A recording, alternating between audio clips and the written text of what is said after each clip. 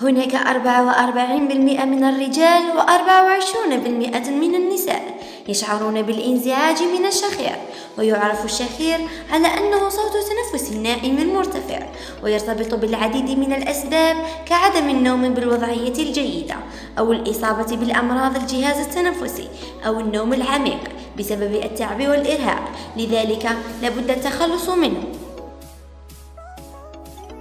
أولاً، تغيير وضعية النوم هي واحدة من أسهل الطرق التي تساعد على توقف الشخير، فالنوم على الظهر يتسبب في تحرك اللسان في فمك ليغلق الحلق بشكل جزئي، الأمر الذي قد يعيق حركة الهواء عبر الحلق، لذا فإن النوم على جانبك قد يساعدك على التخلص من الشخير، حيث لا يتحرك اللسان من مكانه ولا يعود هناك أمر معيق في واجهة حركة الهواء عبر الحلق.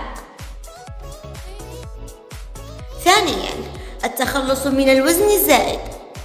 الدهون حول منطقة الرقبة تضغط على الحلق من الداخل، مما يعرضه للانضغاط أثناء النوم، وبالتالي يتسبب بالشخير، ولكن هذه الحالة ليست عند الجميع. ثالثاً، تغيير الوسائد والأغطية وتنظيفها.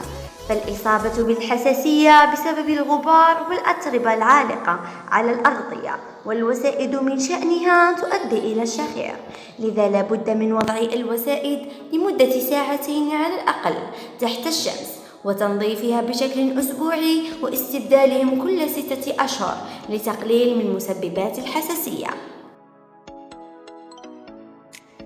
رابعاً، تنظيف الأنف. في حالة انسداد الأنف يمكن تنظيف الجيوب الأنفية باستخدام محلول قبل النوم، ما يساعد على التنفس بسهولة أثناء النوم. وفي حالة المعاناة من الحساسيات ينصح بإبعاد عن أي غبار من الغرفة، واستخدام أدوية الحساسية بعد استشارة الطبيب.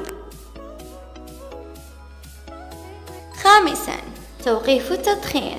المدخنين يعانون من الشخير لأن التدخين يزعج الأغشية الموجودة داخل الحلق والأنف، وبالتالي ينتج عنها انسداد ممرات الهواء، وبالفعل إن التوقف عن التدخين يقضي على الشخير سريعاً.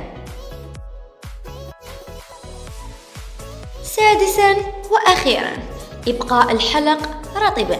من المعروف أن الإكثار من شرب الماء مفيد للصحة، بل حتى أنه يساعد على التخلص من الشخير، فجفاف الحلق والفم يمكن أن يؤدي إلى تفاقم مشكلة الشخير، لذا ينصح بشرب كمية كافية من الماء لمن يرغب بالتخلص من مشكلة الشخير. وفي الأخير عزيزي المشاهد، لا تنسى أن تتبع هذه النصائح لتتفادى مشكلة الشخير وإزعاج من حولك، ولا تنسى أن تضغط زر الاشتراك وتفعيل جرس الإشعارات ليصلك كل جديد.